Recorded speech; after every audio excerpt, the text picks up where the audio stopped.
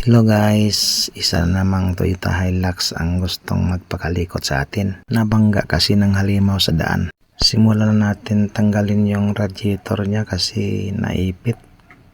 Nabira ng kasama natin yung harapan. Tinanggalan ng pinder para makita yung dapat i-align.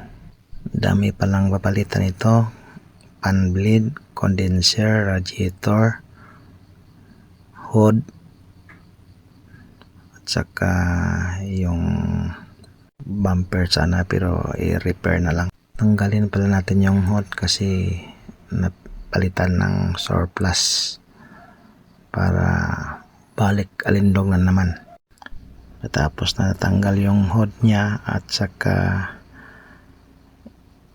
yung pinder binalik na para ikabit na yung headlight at saka radiator para konti na lang.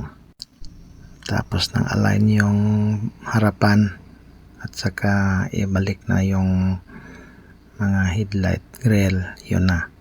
Malapit na ang ebidensya. Malapit nang kuotin yung laman ng pitaka.